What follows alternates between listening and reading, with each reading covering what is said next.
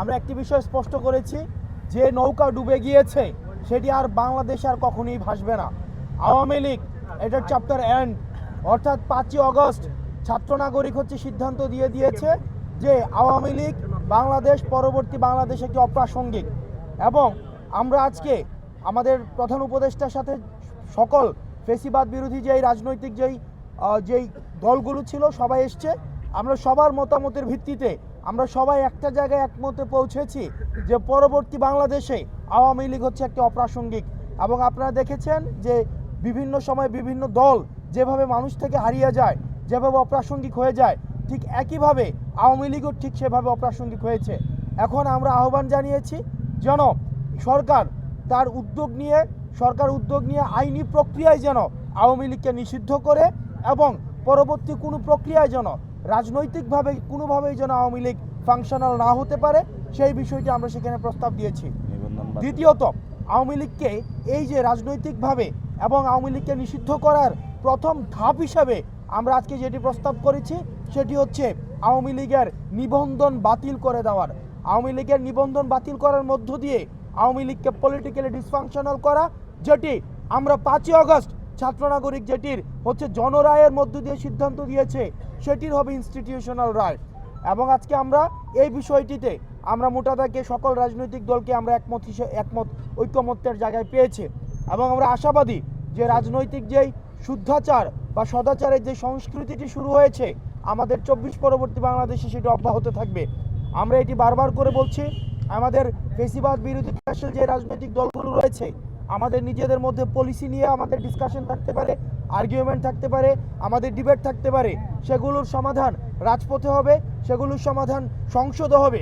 কিন্তু আওয়ামী লীগ যে ধরনের ফেসিবাদী যেই ধরনের রাষ্ট্র কাঠামো তৈরি করেছে, যেই ধরনের রাজনৈতিক দলগুলোর মধ্যে যে ধরনের অপশাসনের যেই চর্চা অব্যাহত রেখেছিল, সেটিকে আমরা আর বাংলাদেশে ফেরত আনতে চাইনি। আজকে আমরা দেখেছি যে যতগুলো রাজনৈতিক দল আজকে সংলাপে অংশগ্রহণ করেছে, ঐক্যমত্যের কমিশনে অংশগ্রহণ করেছে, আমরা সবার মধ্যে একটা ইতিবাচক ভাবনা আমরা দেখেছি। রাজনৈতিক দলগুলোর কাছে আমাদের আহ্বান থাকবে, আমরা সেখানেও এটি বলেছি, তারা যেন উদ্যোগ নিয়ে এই চর্চাটি, এই সংস্কৃতিটি যেন অব্যাহত রাখে। কারণ এই প্রজন্মের কাছে এটি তাদের দায়ভার।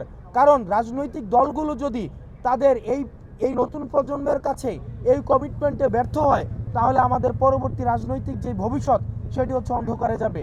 এবং সেই জায়গা থেকে আমরা তাদের কাছে আহ্বান জানিয়েছি, ছাত্র নাগরিক যে আমরা উদ্যোগটি নিয়েছিলাম জুলাই প্রক্লেমেশনের, সেটিকে যেন এই রাজনৈতিক দলগুলো ঐক্যমত্যের ভিত্তিতে এবং প্রধান উপদেষ্টার উদ্যোগে সেটিকে যেন আমরা ইনস্টিটিউশনাল করতে পারি। এবং আমাদের কাছে আজকে মনে হয়েছে সেটির একটি এক্সটেন্ডেড ভার্সন, সেটি যে জুলাই চার্টার। আমরা জুলাই চার্টার এবং জুলাই প্রক্লেমেশন সেটি আমরা দ্রুততম সময়ের মধ্যে আমরা দৃশ্যমান দেখতে চাই। এবং সর্বশেষে আমরা এই বিষয়টি সেখানে আমরা একমতে পৌঁছেছি যে আওয়ামী লীগ পরবর্তী বাংলাদেশ অপ্রাসঙ্গিক। স্পষ্ট জানিয়েছি এবং এটা পুরো বাংলাদেশের জন্যই।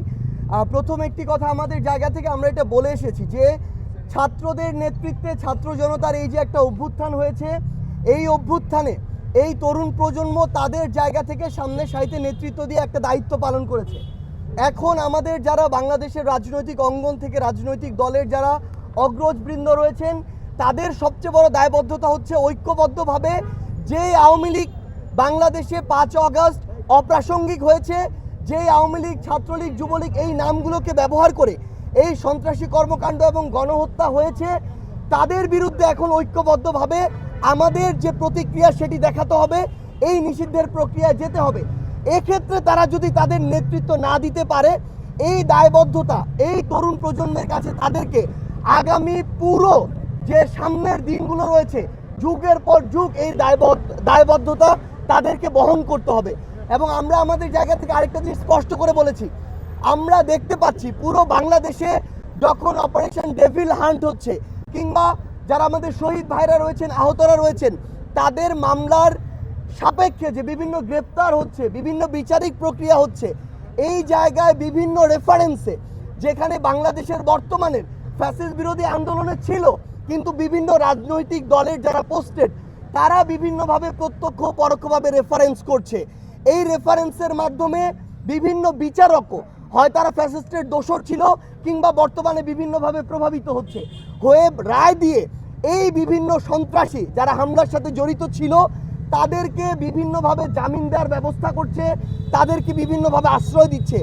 এই কাজগুলো যদি করা হয় তাহলে সবচেয়ে বড় যে সমস্যাটি, এই যে বিচারিক প্রক্রিয়া এটা বাধাগ্রস্ত হচ্ছে এবং এই মানুষগুলো খুব দ্রুত সময়ের মধ্যে পুনর্বাসিত হয়ে আজকে যারা ফ্যাসিস্ট বিরোধী আন্দোলন করেছে, আজকে ওই রুমে যারা একসাথে বসেছে তাদের উপরে আবার হামলা করবে, হয় তাদেরকে অথবা তাদের যারা নেতাকর্মী। আমাদের বাংলাদেশে একটা ট্রেডিশন হচ্ছে নেতারা খুনি হাসিনার মতো খুব দ্রুত সেফ এক্সিটটা পেয়ে যায়, কিন্তু এই যে বাংলাদেশে এই অভ্যুত্থানে রাজপথে এমন যারা আন্দোলনে ছিল আপনারা সহ এই ছাত্র জনতা, তাদেরকে কিন্তু ওই খুনি হাসিনা এবং তার দোসররা ছাড়বে না। সেই জায়গায় আমরা প্রত্যক্ষ এবং পরোক্ষ কোনো ধরনের নেগোসিয়েশনের চিহ্ন দেখতে চাই না।